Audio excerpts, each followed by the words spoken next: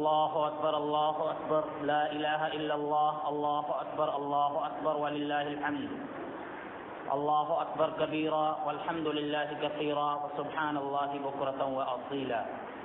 الحمد لله نحمده ونستعينه ونستغفره ونعوذ بالله من شرور أنفسنا ومن سيئات أعمالنا من يهده الله فلا مضل له ومن يضلل فلا هادي له وأشهد أن لا إله إلا الله وحده لا شريك له وأشهد أن محمدا عبده ورسوله. أما بعد فإن خير الحديث كتاب الله وخير الهدي هدي محمد صلى الله عليه وسلم وشر الأمور محدثاتها وكل محدثة بدعة وكل بدعة ضلالة وكل ضلالة في النار.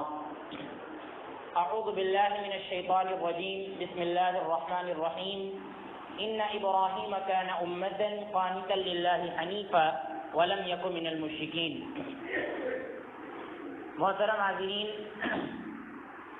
اللہ کے رسول صلی اللہ علیہ وسلم جب مکہ سے مدینہ تشریف لائے تو وہاں کے لوگ 2 دنوں میں خوشیاں منایا کرتے تھے. تو اللہ کے رسول صلی اللہ علیہ وسلم نے ان سے کہا کہ اللہ رب العالمین نے ان 2 دنوں سے ہٹ کر تم کو 2 دن ایسے عطا فرمائے ہیں جو ان دنوں سے کہیں زیادہ بہتر ہیں جن دنوں میں تم خوشیاں منایا کرتے تھے. ایک عید الفطر کا دن ہے اور ایک عید الاضحیٰ کا دن ہے، جن میں سے آج ہم عید الاضحیٰ منا رہے ہیں. ہماری عیدوں میں اللہ رب العالمین نے کئی خاص باتیں رکھی ہیں جو دوسروں کی عیدوں سے ممتاز کرتی ہیں. ہماری عیدوں کو، ہمارے تہواروں کو دوسروں کے تہواروں سے الگ کرتی ہیں. ہمارے تہوار کی خاص بات یہ ہے کہ ہم اس میں صرف خوشی نہیں مناتے ہیں، بلکہ ہمارا یہ تہوار عبادت ہے. اللہ رب العالمین نے ہمیں جو تہوار دیا ہے اس کو عبادت قرار دیا ہے. اسی لیے آپ دیکھیے عیدگاہ میں جب ہم آتے ہیں تو سب سے پہلے ہم اللہ رب العالمین کے لیے 2 رکعت نماز ادا کرتے ہیں. اس کے بعد قربانی ہوتی ہے، اس کے بعد کھانے پینے کا دور شروع ہوتا ہے، اس کے بعد مبارکباد کا دور شروع ہوتا ہے اور اس کے بعد خوشیوں کا دور شروع ہوتا ہے. سب سے پہلے اللہ رب العالمین کا جو حکم ہے، اللہ کے نبی صلی اللہ علیہ وسلم کا جو حکم ہے وہ یہ کہ 2 رکعت نماز ادا کی جائے. تو ہمارے تہوار کی سب سے پہلی جو خاص بات یہ ہے کہ یہ صرف تہوار نہیں ہے یا صرف خوشی نہیں ہے، بلکہ خوشی کے ساتھ ساتھ یہ اللہ رب العالمین کی عبادت ہے. اسی لیے ہمیں اس تہوار کو عبادت سمجھ کر منانا چاہیے اور ثواب سمجھ کر منانا چاہیے. اسی طرح سے ہمارے اس تہوار کی دوسری خوبی یہ ہے کہ ہمارا یہ تہوار بہت ہی پاکیزہ اور صاف ستھرا ہے. اس میں کسی قسم کی عریانیت نہیں ہے، فحاشی نہیں ہے، گانا بجانا نہیں ہے، دوسروں کو تکلیف دینا نہیں ہے. بہت ہی پاکیزہ تہوار ہے. آپ موازنہ کر سکتے ہیں دوسروں کی عیدوں سے، آپ موازنہ کر سکتے ہیں اپنی عید کو دوسروں کے تہواروں سے کہ آپ دیکھیے ان کے یہاں کس طرح سے عریانیت ہوتی ہے، کس طرح سے فحاشی ہوتی ہے، اور آئے دن منانے کا طریقہ بدلتا جا رہا ہے. لیکن ہمارے تہوار کا جو منانے کا طریقہ ہے وہ وہی جو اللہ کے رسول صلی اللہ علیہ وسلم نے مشروع قرار دیا ہے کہ اللہ رب العالمین کے لیے 2 رکعت نماز پڑھی جائے اور اس کے بعد مبارکباد کی جائے اور اس کے بعد خوشیاں منائی جائیں. جائز انداز میں جو بھی خوشی ہم منا سکتے ہیں وہ خوشی ہم منائیں. اور اسی طرح سے آپ دیکھیں تیسری خوشی یہ ہے کہ ہمارے تہوار کے اندر امن پایا جاتا ہے، امن اور سکون پایا جاتا ہے. ہمارے تہوار کے اندر سلامتی پائی جاتی ہے. اللہ کے رسول صلی اللہ علیہ وسلم نے جب حج کیا تھا تو آپ نے اپنے حج کے موقع پر کئی خطبے دیے تھے. اس میں اللہ کے نبی صلی اللہ علیہ وسلم نے خاص طور سے اس بات کا حکم دیا تھا کہ دنیا کے اندر امن کو عام کیا جائے، دنیا کے اندر سلامتی کو عام کیا جائے، دنیا کے اندر چین سکون کو عام کیا جائے. کسی کا دل نہ دکھے، ہماری ذات سے، اپنی ذات سے کسی کا دل نہ دکھے. اللہ کے رسول صلی اللہ علیہ وسلم کی یہ کوشش تھی. اور یوم النحر 10 ذی الحجہ کو جس دن عید الاضحیٰ ہوتی ہے، اس دن اللہ کے نبی صلی اللہ علیہ وسلم نے جو خطبہ دیا تھا اس میں آپ صلی اللہ علیہ وسلم نے فرمایا تھا کہ الا اخبرکم بالمؤمن، کیا میں تم کو نہ بتاؤں کہ مومن کسے کہتے ہیں. اللہ کے نبی صلی اللہ علیہ وسلم نے فرمایا تھا کہ المؤمن من امنہ الناس علی دمائہم واموالہم، کہ مومن کہتے ہی ایسے انسان کو ہے کہ جس سے انسان اپنے خون کو محفوظ سمجھے، اپنے مال کو محفوظ سمجھے، کہ یہ ہمارا خون نہیں کرے گا، یہ ہمارے مال کو ناجائز طریقے سے لے گا نہیں، اور یہ ہمارے اوپر حملہ نہیں کرے گا، ہم کو مارے گا نہیں، کسی طرح کی ہم کو ایذا نہیں دے گا، کسی طرح کا نقصان نہیں پہنچائے گا۔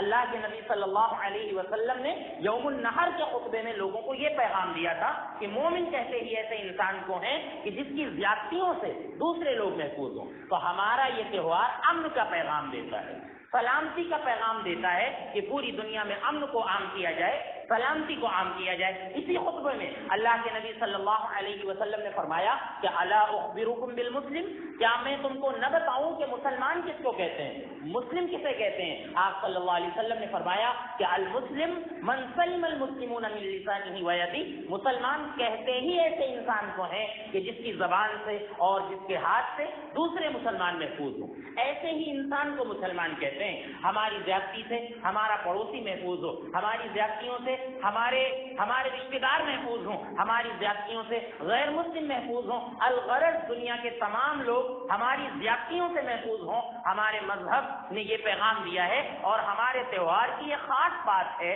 کہ ہم جو ہے اپنے تہوار میں اس بات کا پیغام دیتے ہیں کہ سب کے لیے امن فراہم کیا جائے، سب کے لیے سلامتی فراہم کی جائے۔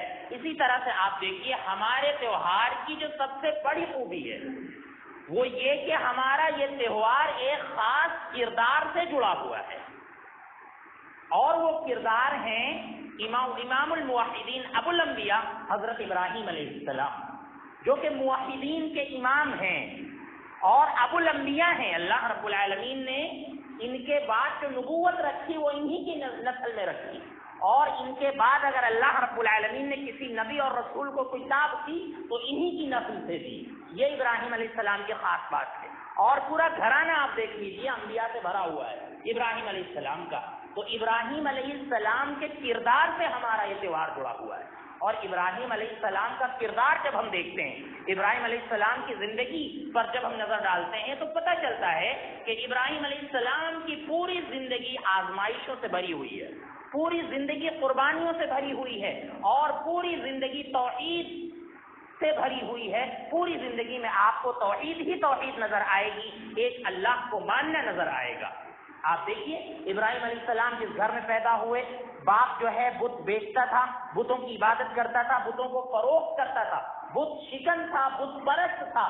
ایسے گھرانے میں ایک اللہ رب العالمین کی آواز کو بلند کرنا یہ جوئے شیر لانے کے مترادف تھا، یہ آسان کام نہیں تھا، لیکن ابراہیم علیہ السلام نے بخوبی وہ کام کیا اور اپنے گھر سے اس پیغام کی شروعات کی، اور اپنے ابا کو سب سے پہلے آزر کو یہ پیغام سنایا کہ ایک اللہ کے سوا کسی کی آپ پرستش نہ کریں، کسی کی آپ عبادت نہ کریں۔ انتھک کوشش کی اپنی قوم کے ساتھ، ہر طرح سے انہوں نے سمجھانے کی کوشش کی، بتوں کے بارے میں یہ حیلہ اختیار کیا کہ یہ جو بت ہیں یہ تمہیں کوئی فائدہ نہیں پہنچا سکتے، کوئی نقصان نہیں پہنچا سکتے۔ سمجھانے کی کوشش کی، سارے بتوں کو توڑ ڈالا اور بڑے بت کے سر میں کلہاڑی لٹکا دی، اور قوم نے آ کر پوچھا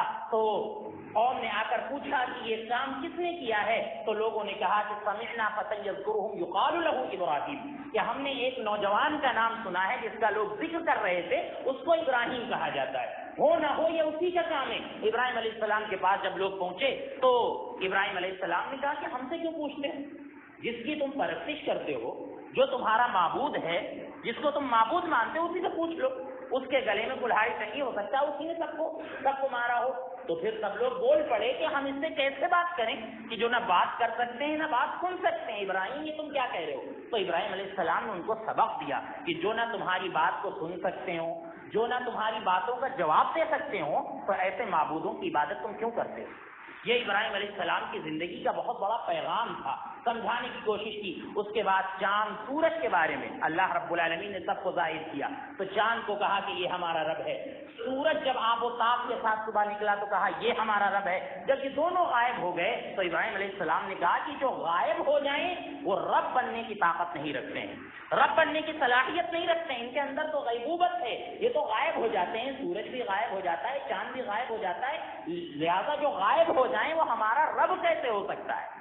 ابراہیم علیہ السلام نے اللہ رب العالمین کی اس آیت پر عمل کیا کہ لا تسجدوا للشمس ولا للقمر واسجدوا للہ الذی خلقہن ان کنتم ایاہ تعبدون، کہ نہ تو سورج کی عبادت کرو نہ تو چاند کی عبادت کرو، بلکہ اس اللہ اور اس رب کی عبادت کرو جس نے ان کو پیدا کیا ہے، جس نے سورج کو اور چاند کو پیدا کیا ہے، اس اللہ کی پرستش کرو، اس اللہ کی عبادت کرو۔ وہ ابراہیم علیہ السلام کی زندگی کا جو سب سے پہلا سبق ہے وہ یہ کہ موحد ہو انسان کی زندگی میں توحید ہو۔ تو عید الاضحیٰ کا بہت بڑا پیغام یہ ہے کہ ہم ابراہیم علیہ السلام کی زندگی سے سبق لیں اور موحد بنیں، ایک اللہ کو ماننے والے اور ایک اللہ کی پرستش کرنے والے بنیں، اور ہم سمجھ لیں کہ توحید ہی امن عالم کا ضامن ہے۔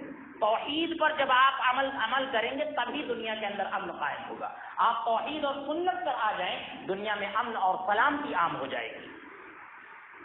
اور اسی طرح سے آپ دیکھیے ابراہیم علیہ السلام کی پوری زندگی قربانیوں سے بھری ہوئی ہے۔ صرف یہی قربانی نہیں کہ وہ بیٹے کی قربانی دینے کے لیے تیار ہو گئے تھے، ابراہیم علیہ السلام نے کئی ملکوں کی ہجرت کی اور اس کے بعد بادشاہ وقت کے ذریعے آزمائے گئے۔ بہت بری آزمائش میں حضرت ابراہیم علیہ السلام پھنس گئے تھے اور اس پر وہ ثابت قدم رہے۔ اور اس کے بعد آپ دیکھیے اللہ رب العالمین نے بیٹے کی قربانی مانگی جو خالص اس بات پر دلالت کرتی ہے کہ اس کی حکمت کیا تھی، یہ صرف اور صرف اللہ رب العالمین جانتا ہے۔ آپ دیکھیں ہم قربانی کرتے ہیں، قربانی ہم کرتے ہیں، اس کی حکمتیں تو ہم کو سمجھ میں آتی ہیں کہ ہم جو ہے اس کو اللہ رب العالمین کے لیے کرتے ہیں، اس کا گوشت ہم کھاتے ہیں، لوگوں میں تقسیم کرتے ہیں۔ لیکن آپ دیکھیے ہم خون بہاتے ہیں اور اللہ رب العالمین کا حکم ہے اور اس میں ثواب ہے، تو اس کی خالص حکمت کیا ہے اور اصل حکمت کیا ہے یہ اللہ رب العالمین ہی جانتا ہے۔ کیونکہ گوشت ہم کھانے میں ہم کچھ بھی کھا سکتے ہیں، کچھ بھی تقسیم کر سکتے ہیں، لیکن خون ہی بہانے کا حکم اللہ رب العالمین نے کیوں دیا ہے حکم اللہ رب العالمین نے؟ تو اس کی جو حکمت ہے یہ اللہ رب العالمین ہی بہتر جانتا ہے۔ اور اسی طرح سے آپ دیکھیے کہ قربانی میں تو کچھ حکمت سمجھ میں آتی ہے جانور کی کہ ہم گوشت کھاتے ہیں، اللہ رب العالمین کا نام لے کر اس کو ذبح کرتے ہیں اور اس کے گوشت کو ہم تقسیم کرتے ہیں۔ لیکن بیٹے کی قربانی میں تو کوئی حکمت سمجھ ہی میں نہیں آتی کہ بیٹے کی قربانی اللہ رب العالمین نے ابراہیم علیہ السلام سے مانگی اور ابراہیم علیہ السلام دینے کے لیے تیار ہو گئے۔ یہ بات الگ ہے کہ اصل مقصود بیٹے کی قربانی لینا نہیں تھا، بیٹے پر چھری چلانا نہیں تھا، بلکہ اللہ رب العالمین کا اصل مقصد امتحان تھا کہ ابراہیم علیہ السلام ہمارے امتحان میں کامیاب ہوتے ہیں کہ یہ نہیں ہوتے۔ تو آپ دیکھیں بیٹے کی قربانی مانگی جس میں کوئی حکمت سمجھ میں نہیں آتی، وہ بیٹا جو کتنی محنت و سماجت کے بعد پیدا ہوا تھا، اور وہ بیٹا جو بڑھاپے کی لاٹھی تھا، اور وہ بیٹا جو بڑھاپے میں اپنے باپ کو سہارا دینے والا تھا۔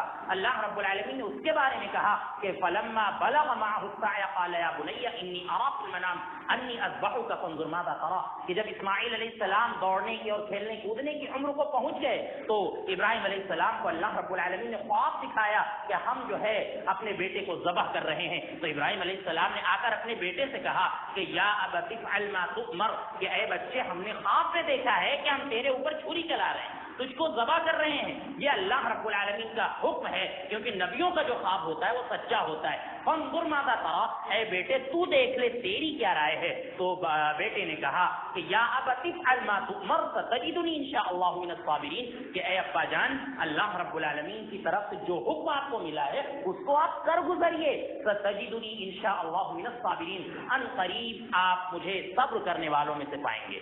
آپ دیکھیے باپ بھی فرما بردار ہو گیا اور بیٹا بھی فرما بردار ہو گیا۔ تو اس میں جو حکمت ہے اصل وہ اللہ رب العالمین ہی جانتا ہے، اللہ رب العالمین ہی جانتا ہے کہ قربانی میں کیا حکمت ہے۔ تو ہم آپ کو بتانا یہ چاہتے ہیں کہ شریعت کے جو بھی مسائل ہیں، بہت سے لوگ ہیں جو اس میں حکمت تلاش کرتے ہیں تبھی اس پر عمل کرنا چاہتے ہیں کہ جب ہمیں ریزن سمجھ میں آئے گا، جب ہمیں حکمت سمجھ میں آئے گی تبھی ہم اس پر عمل کریں گے۔ تو ایسا نہیں ہونا چاہیے۔ اللہ رب العالمین کی شریعت کے آگے اپنی عقل کو اور اپنی سوچ کو کچل دینا چاہیے۔ اللہ رب العالمین کی شریعت سے بڑھ کر کچھ نہیں ہے۔ یہ اللہ رب العالمین کی سب سے بڑی حکمت ہے۔ جو بھی مسائل ہو، جیسے لوگ قربانی کے بارے میں آج کہتے ہیں اپنی عقل لگاتے ہیں اور اپنے عقلی گھوڑے دوڑاتے ہیں کہ یہ قربانی نہ کی جائے، بلکہ یہ جو ہم 10,000 کا 15,000 کا جو جانور خریدتے ہیں یہی رقم جو ہے غریبوں میں تقسیم کر دی جائے۔ یہ عجیب فلسفہ ہے۔ آپ کتنی بھی رقم تقسیم کر دیں لیکن قربانی کا مقابلہ وہ نہیں کر سکتی۔ قربانی کرنا ہے اور یہ صاحب استطاعت پر یہ ضروری ہے، جیسا کہ اللہ کے نبی صلی اللہ علیہ وسلم نے فرمایا کہ من وجد ساعتا ولم یضحی فلا یقربن مصلانا، کہ جو شخص استطاعت رکھے اور اس کے باوجود وہ قربانی نہ کرے، فلا یقربن مصلانا، تو ایسا شخص ہماری عیدگاہ کے قریب نہ آئے۔ اللہ کے نبی صلی اللہ علیہ وسلم کا یہ حکم ہے، تو یہی حکمت ہے کہ یہ اللہ رب العالمین کا حکم ہے اور ہمیں جو ہے اس کے پیچھے پڑنے کی ضرورت نہیں ہے۔ اسی طرح سے شریعت کے اور بھی جو مسائل ہیں ان میں بھی ہمیں حکمت تلاش کرنے کی ضرورت نہیں ہے۔ جو حکمتیں ہمیں سمجھ میں آ رہی ہیں ٹھیک ہیں، لیکن جو حکمتیں ہم کو سمجھ میں نہیں آ رہی ہیں لہذا ان حکمتوں کے پیچھے ہمیں پڑنے کی ضرورت نہیں ہے۔ اسی طرح سے آپ دیکھیے ابراہیم علیہ السلام توحید پر عمل کرنے والے تھے اور توحید پر اتنا عمل کیا کہ ان کو جو ہے نارے نمرود میں ڈال دیا گیا۔ اس کے باوجود انہوں نے صبر کا مظاہرہ کیا اور پورا یقین تھا کہ اللہ رب العالمین ہماری ضرور مدد کرے گا۔ تو یہ دیکھیے کتنی بڑی آزمائش تھی، اس کا سامنا ابراہیم علیہ السلام نے کیا۔ تو آپ دیکھیے ہمارے مذہب کی، ہمارے اس تہوار کی جو آخری خوبی ہے وہ یہ کہ یہ ہمارا تہوار روز محشر کی یاد دلاتا ہے، روزے محشر کی یاد دلاتا ہے۔ اللہ کے رسول صلی اللہ علیہ وسلم عیدگاہ میں نماز پڑھاتے تھے اور ایک بڑا اجتماع ہوتا تھا، اور اللہ کے نبی صلی اللہ علیہ وسلم نے اس تہوار میں اور اس نماز میں اور عیدگاہ میں معذور خواتین کو بھی شریک ہونے کا حکم دیا ہے۔ یہ اہم بات ہے، بہت سے لوگ ہمارے بھائی نہیں جانتے ہیں اور بہت سے بھائی یہ کہہ دیتے ہیں کہ عید کی نماز عورتیں بھی پڑھیں گی۔ آج تک ہم نے ایسا سنا ہی نہیں، آج تک ہم نے ایسا دیکھا ہی نہیں۔ آپ دیکھیے مشہور حدیث ہے ام عطیہ رضی اللہ عنہا کی، فرماتی ہیں کہ اللہ کے نبی صلی اللہ علیہ وسلم نے ہم کو باضابطہ حکم دیا کہ ہم لوگ عید کے لیے نکلیں اور ہمارے گھروں میں وہ جو خواتین ہیں جن کے پاس چادر نہیں ہے اوڑھنے کی، اللہ کے نبی صلی اللہ علیہ وسلم نے یہاں تک حکم دیا کہ ایک بہن دوسری بہن کو اپنی چادر میں لے لے، لیکن عیدگاہ آئے اور اللہ کے نبی صلی اللہ علیہ وسلم نے یہاں تک حکم دیا کہ جو عورتیں ناپاکی کے ایام سے گزر رہی ہیں وہ بھی عیدگاہ کے قریب آئیں، عیدگاہ کے قریب آئیں، نماز نہ پڑھیں، نماز میں نہ شریک ہوں، لیکن مسلمانوں کی دعاؤں میں شریک ہوں گی وہ۔ یہ اللہ کے نبی صلی اللہ علیہ وسلم کا حکم ہے۔ تو یہ روز محشر کی یاد دلاتا ہے کہ ہم لوگ یہاں پر اس طرح سے سب لوگ جمع ہوئے ہیں۔ ایک دن ایسا ہوگا کہ وہاں بھی سب لوگ جمع ہوں گے، لیکن یہ سب کوئی کام نہیں آئیں گے۔ بھائی بھائی کو نہیں پوچھے گا، بیوی جو ہے شوہر کو نہیں پوچھے گی، شوہر بیوی کو نہیں پوچھے گا، باپ جو ہے بیٹے کو نہیں پوچھے گا، بیٹا باپ کو نہیں پوچھے گا۔ یہ عالم ہوگا وہاں پر۔ اور آپ دیکھیے کہ ان جو 2 رکعات ہم ادا کرتے ہیں ان میں جو ہم 2 سورتیں پڑھتے ہیں جو اللہ کے نبی صلی اللہ علیہ وسلم سے ثابت ہے، ان میں جو ہے خالص جنت اور جہنم کے احوال کا ذکر ہے۔ اللہ رب العالمین نے جو ذکر کیا ہے دونوں صورتوں میں کہ بل تؤثرون الحیات الدنیا والآخرۃ خیر وابقى ان هذا لفی الصحف الاولى صحف ابراہیم وموسیٰ۔ اللہ رب العالمین نے کہا کہ تم انسانوں کا معاملہ یہ ہے کہ تم دنیا کی زندگی کو آخرت پر ترجیح دیتے ہو، دنیا کی زندگی کو آخرت سے زیادہ بہتر سمجھتے ہو۔ والآخرۃ خیر وابقى، حالانکہ آخرت کی زندگی یہ بہت بہتر ہے اور تادیر باقی رہنے والی ہے، کبھی ختم نہیں ہونے والی ہے۔ اللہ رب العالمین نے کہا کہ ان هذا لفی الصحف الاولى، یہ ساری باتیں پچھلی کتابوں میں بھی موجود تھیں، صحف ابراہیم و موسیٰ، ابراہیم علیہ السلام اور موسیٰ علیہ السلام کے جو صحیفے تھے ان میں بھی اس بات کا ذکر تھا کہ دنیا کی زندگی آخرت کے مقابل میں کچھ بھی نہیں ہے۔ تو یہ تہوار جو ہے ہمیں روز محشر کی یاد دلاتا ہے۔ تو یہ ہمارے تہوار کی، ہماری عید کی خاص باتیں تھیں، لہذا ان باتوں کو ہمیں زندہ کرنا چاہیے، ان پر عمل کرنا چاہیے۔ عید الاضحیٰ کا جو عظیم پیغام ہے قربانی، یہ قربانی ہمیں یاد رکھنی چاہیے۔ اور بھی آپ دیکھیے افسوس ہوتا ہے کہ آج ہمارے فرائض ہم سے قربانی مانگ رہے ہیں، ہماری نمازیں ہم سے قربانی مانگ رہی ہیں، زکوٰۃ ہم سے قربانی مانگ رہی ہے، حج ہم سے قربانی مانگ رہا ہے، حالانکہ انبیاء صلحاء صحابہ کرام اور اتقیاء کی زندگی کا مشاہدہ کریے تو یہ عبادتیں ان کے یہاں کوئی معنی نہیں رکھتی تھی، یعنی ان کی پابندی ان کے یہاں تھی ہی تھی۔ وہ جو قربانی دیتے تھے وہ آگے کی قربانی دیتے تھے کہ ان پہ ثابت قدم رہا جائے، لوگوں کو اسلام دائرہ اسلام میں لایا جائے اور اس بات کی کوشش کی جائے کہ دنیا کے اندر امن اور سلامتی قائم ہو اور لوگ توحید پر ڈٹے رہیں۔ اس بات کی قربانی صحابہ کرام دیتے تھے اور ابراہیم علیہ السلام نے بھی اس بات کی قربانی دی ہے۔ تو یہ پیغام جو ہے عید الاضحیٰ کا، اس کو ہمیں یاد رکھنا چاہیے۔ آپ دیکھیے ابراہیم علیہ السلام کو اللہ رب العالمین نے پورا امام قرار دیا اور کہا کہ شاکرا لانعمہ، وہ اللہ رب العالمین کی نعمت کا شکر ادا کرنے والے تھے۔ اجتباہ وہداہ الی صراط مستقیم، اللہ رب العالمین نے ان کو چن لیا، ان کو منتخب کر لیا، اور اللہ رب العالمین نے ان کو سیدھے راستے کی ہدایت دی۔ اور اللہ رب العالمین نے نبی صلی اللہ علیہ وسلم کو یہ حکم دیا کہ وَأَوْحَيْنَا إِلَيْكَ أَنِ اتَّبِعْ مِلَّةَ إِبْرَاهِيمَ حَنِيفًا، اے نبی صلی اللہ علیہ وسلم ہم آپ کو یہ حکم دیتے ہیں کہ آپ بھی ابراہیم علیہ السلام کی ملت کی پیروی کریے۔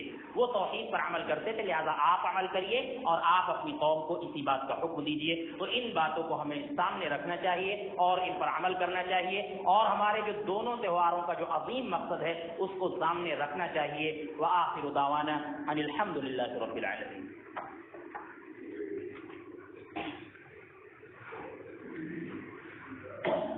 بسم اللہ الرحمن الرحیم۔ اللہ اکبر اللہ اکبر، لا الہ الا اللہ، اللہ اکبر وللہ الحمد، اللہ اکبر کبیرا والحمد للہ کثیرا وسبحان اللہ بکرۃ واصیلا۔ ربنا ظلمنا انفسنا وان لم تغفر لنا وترحمنا لنكونن من الخاسرین۔ ربنا اغفر لي ولوالدي وللمؤمنين يوم يقوم الحساب، رب اغفر لي ولوالدي ولمن دخل بيتي مؤمنا وللمؤمنين والمؤمنات ولا تزد الظالمين الا تبارا۔ يا حي يا قيوم برحمتك استغيث، يا حي يا قيوم برحمتك استغيث، يا حي يا قيوم برحمتك استغيث۔ اللهم إنا نسألك علما نافعا وعملا متقبلا ورزقا حلالا طيبا۔ رب قني عذابك يوم تبعث عبادك، رب قني عذابك يوم تبعث عبادك۔ اے اللہ ہمارے گناہوں کو معاف فرما، اے اللہ ہماری خطاؤں کو معاف فرما، اے اللہ ہماری لغزشوں کو معاف فرما، اے اللہ ہمیں دین پر ثابت قدمی عطا فرما، اے اللہ پورے دین پر اے اللہ ہمیں مکمل انداز میں عمل کرنے کی توفیق عطا فرما، اے اللہ ہمارے اندر قرآن و سنت کی سمجھ عطا فرما، اے اللہ قرآن و سنت کے مطابق ہمیں تمام کام کرنے کی توفیق عطا فرما، اے اللہ ہمیں اپنے تہواروں کو قرآن و سنت کے مطابق منانے کی توفیق عطا فرما، اے اللہ پوری زندگی قرآن و سنت کے مطابق گزارنے کی توفیق عطا فرما، اے اللہ سب کے حق میں اے اللہ خیر کے فیصلے فرما، اے اللہ ہم سب کے حق میں خیر کے فیصلے فرما، اے اللہ جن بھائیوں نے دعا کی گزارش کی ہے اللہ ان کی تمام جائز تمناؤں کو قبول فرما، اگر وہ بیمار ہیں تو انہیں شفاء کاملہ عاجلہ عطا فرما، اے اللہ تمام عالم میں اللہ امن عطا فرما، اے اللہ امن و چین کی زندگی عطا فرما، اے اللہ ہم سب کو تمام بیماریوں سے محفوظ فرما، اے اللہ بالخصوص وبائی بیماریوں سے محفوظ فرما، اے اللہ ہمارے معاشی حالات پر رحم فرما، اے اللہ ہمارے تعلیمی حالات پر رحم فرما، اے اللہ ہم سب کو اے اللہ ہم سب پر رحم فرما، اے اللہ ہم پر باران رحمت کا نزول فرما، اے اللہ رحمت کی بارش کا نزول فرما، اے اللہ ہمیں جو پریشان حال ہیں ان کی پریشانی کو دور فرما، اے اللہ ابراہیم علیہ السلام کی زندگی کو پڑھ کر اے اللہ اس پر مکمل طور پر عمل کرنے کی توفیق عطا فرما، اے اللہ ہمیں توحید والا بنا، توحید کی سمجھ عطا فرما اور پوری زندگی اللہ توحید پر ثابت قدمی عطا فرما، اے اللہ ہمیں ابراہیم علیہ السلام کے مشن کو لے کر جینے کی توفیق عطا فرما، اے اللہ ہمارے والدین پر رحم فرما، اے اللہ تمام بوڑھے لوگوں پر رحم فرما، اے اللہ جو اس دنیا سے جا چکے ہیں اے اللہ ان کی مغفرت فرما اور اے اللہ انہیں جنت میں اعلیٰ مقام عطا فرما، اے اللہ جب تک ہمیں اس دنیا میں رکھ ایمان کی حالت میں رکھ، جب ہمارا خاتمہ ہو ایمان کی حالت میں ہو۔ صلی اللہ تعالی علی خیر خلقہ محمد وعلی آلہ وصحبہ اجمعین برحمتک یا ارحم